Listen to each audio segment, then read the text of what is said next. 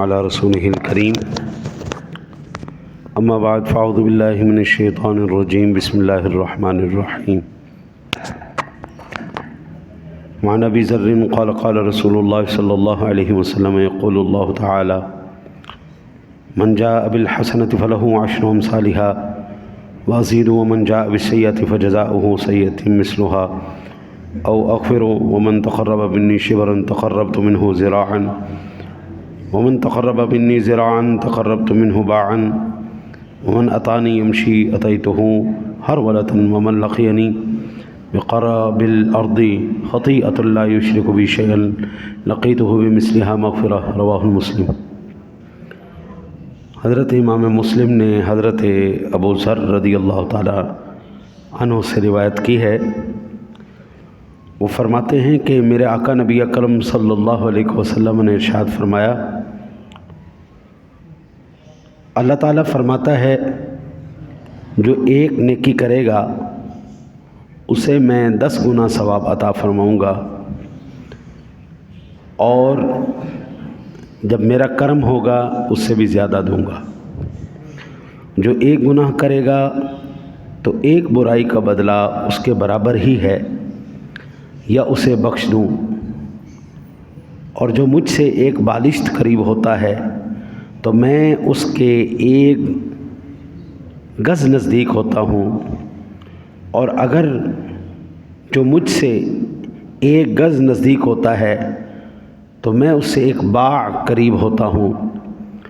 جو میرے پاس چلتا ہوا آتا ہے میں اس کی طرف دوڑتا ہوں، اور جو کسی کو میرا شریک نہ ٹھہرائے پھر زمین بھر گناہ کر لے مجھ سے ملے تو میں اتنی ہی بخشش کے ساتھ اس کو ملوں گا۔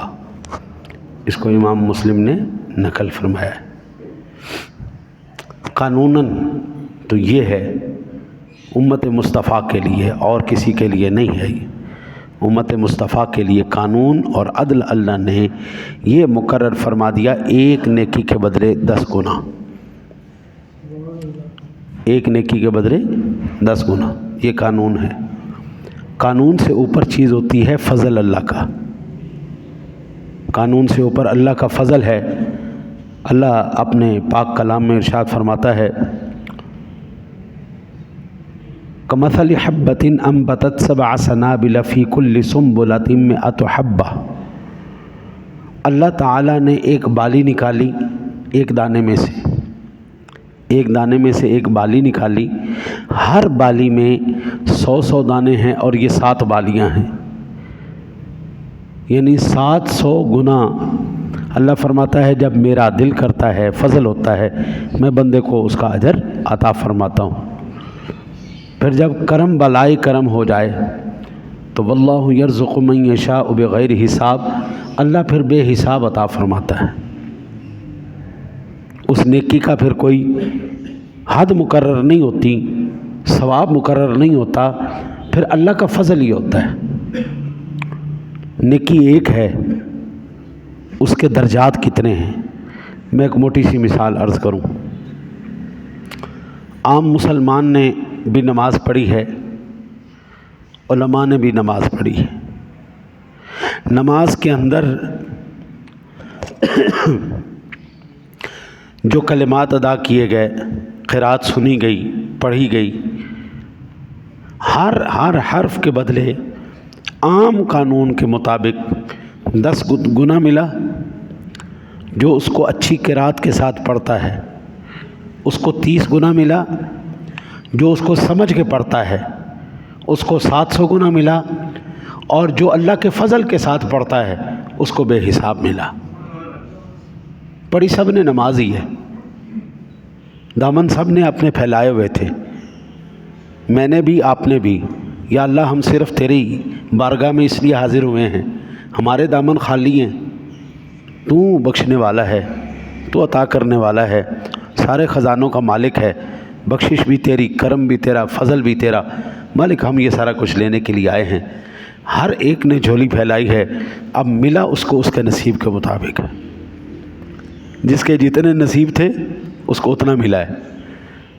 پھر اللہ کے حبیب نے ارشاد فرمایا، اللہ کہتا ہے، ارشاد فرماتا ہے کہ اگر کوئی امت محمدی میں سے ایک گناہ کرے گا تو سب سے پہلے تو قانون اور عدل یہ میں نے بنایا ہے کہ اس کو صرف ایک گناہ ہی دیا جائے گا، ایک جرم کی ایک سزا۔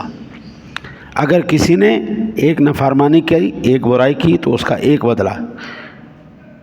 اللہ تعالیٰ جس وقت ہم برائی کرتے ہیں نا جی، تو یہ جو فرشتے بیٹھے کرامن کاتبین، یہ نیکی رکھنے والے، یہ برائی لکھنے والے، جب ہم نیکی کا ارادہ بھی کرتے ہیں اللہ اس سے کہتا ہے ایک نیکی لکھ لو، ابھی ارادہ کیا ہے۔ اور جب ہم برائی کرتے ہیں تو اللہ اس کو کہتا بھی ٹھہر جاؤ، ابھی لکھنا نہیں ہے۔ شاید میرا بندہ مجھ سے توبہ کر لے، استغفار کر لے تو میں اس کو معاف کر دوں، ابھی ٹھہر جاؤ، اس کو لکھنا نہیں ہے۔ اور جب بندہ توبہ استغفار کر لیتا ہے تو اللہ کہتا ہے اب اس کی نیکی لکھو، اس نے توبہ کر لی ہے، اس کو پتہ تھا میں معاف کرنے والا ہوں۔ اللہ اکبر۔ پھر اللہ نے جگہوں کے ساتھ، زمانے اور جگہوں کے ساتھ نیکیوں کو پھیلا دیا۔ مثلا آج کی نماز پڑھنا اور رمضان المبارک میں نماز پڑھنا کیا ایک برابر ہے؟ وہاں پہ نفل جو ہے فرضوں کے مقام پہ پہنچ چکا ہے، اور فرض جو ہے 70 گنا اوپر جا چکے ہیں۔ اسی طرح کوئی بندہ اس مسجد میں نماز پڑھتا ہے، کوئی کعبے میں جا کے نماز پڑھتا ہے۔ جگہ کا فرق آ گیا، زمانے کا فرق آ، کوئی روضہ رسول پر جا کر اللہ کسی کو توفیق دیتا ہے تو وہاں پر جا کر اگر نماز پڑھتا ہے تو وہاں پر بھی جگہ کا فرق آنے کی وجہ سے ثواب کہاں کا کہاں، اگر بیت المقدس میں چلا جائے تو ثواب کہاں کا کہاں پہنچ گیا۔ اور میں قربان جاؤں، اللہ کہتا ہے تو اتنا میرے پاس آ، میں اتنا تیرے پاس آؤں گا، تو اتنا میرے پاس آ، میں اتنا تیرے پاس آؤں گا، تو چل کے میرے پاس آ، میں دوڑ کے تیرے پاس آؤں، اس کی شان کے لائق۔ یعنی یوں کہہ لیں کہ تو اتنا سا کام کر، اللہ تجھے اتنے اتنے اجر عطا فرمائے گا۔ حضرت آپ کچھ بھی نہیں کر سکتے نا، کوئی بھی نہیں کر سکتے، ایک کام چھوڑ دو، حسد کرنا، بغض رکھنا چھوڑ دو، آپ کچھ نہیں کر سکتے نا۔ جس کا کھایا، جس کی صحبت میں بیٹھے، جس کے پیچھے نماز پڑھی، جس سے کچھ سیکھا، یہ 4 بندوں کے بارے میں دل سے حسد، کینہ، بغض نکال دو، تجھے بھی دینے والا وہی رب ہے، اس کو دینے والا بھی وہی رب ہے۔ تیرا حسد، تیرا بغض، تیرا کینہ یہ ثابت کر رہا ہے کہ تو اللہ کی تقسیم پہ راضی نہیں ہے، اور اللہ سے ناراض رہنے والا اللہ کبھی اس سے راضی نہیں رہتا۔ اللہ کہتا ہے بندے تو میرے پاس آ، اس حالت میں میرے ساتھ کسی کو شریک نہ ٹھہرانا۔ حسد کرنا، بغض کرنا گویا یہ شرک کی جو ہے جڑوں میں سے ہے، کیونکہ وہ تقسیم خدا پر راضی نہیں ہے نا۔ بھئی کسی کو پیسہ دیا تو کس نے دیا؟ اللہ نے دیا نا۔ کسی کو غریب رکھا تو کس نے رکھا؟ اللہ نے رکھا ہے۔ علم کسی کو دیا ہے تو اللہ نے دیا ہے، جاہل کوئی ہے تو اللہ کی وجہ سے، مرضی میرے رب کی چلتی ہے، تو پھر رب کی رضا میں اس کی تقسیم پہ راضی کیوں نہیں بندہ؟ حسد نہیں کرنا، بغض نہیں کرنا، کینہ نہیں کرنا، یہ چھوڑ دو۔ حضرت میں کہتا ہوں ہر روز تمہارے نامہ اعمال میں نیکیاں لکھی جاتی رہیں کہ تم اللہ کی رضا پہ راضی تھے۔ اللہ کہتا ہے ایسا بندہ جو میری رضا پر راضی ہو، میرے ساتھ کسی کو شریک نہ ٹھہرائے، اگر ساری دنیا کے گناہ بھی اس نے کیے ہوں گے تو میرے پاس آئے گا، میں اس کو اس سے زیادہ بخشش عطا فرماؤں۔ اب اس کا یہ مطلب نہیں ہے کہ اللہ بخشنے والے تو گناہ کرنا شروع کر دو اس کا یہ مطلب نہیں ہوتا۔ ہاں جی، جیسے ہمارے کہتے ہیں اور میرا ماما ڈی ایس پی ہے، میں اشارہ توڑاں گا، میرا پیو کرنل ہے تو میں قانون توڑاں گا۔ نہیں بابا، ایسا نہیں ہوتا۔ قانون دان اگر تیرا باپ بھی ہے نا تو قانون کا احترام تیرے اوپر فرض ہے۔ چلو قانون کا احترام کرو، اللہ بخشنے والا، اس میں کوئی شک نہیں، وہ جس کو جتنا چاہتا ہے بخشش عطا فرماتا ہے۔ مسلم کی حدیث بتا رہی پوری دنیا کے گناہ بھی لے کے آ جاؤ، اللہ بخش دینے والا ہے۔ لیکن اس کا یہ مطلب نہیں گناہ کرنا اب شروع کر دیا جائے۔ جو گناہ ہو جائے، ارادہ نہ ہو، پھر ہو جائے، پھر اللہ کہتا ہے میں بخش دوں گا، تو توبہ کر لیا کر میرے سے۔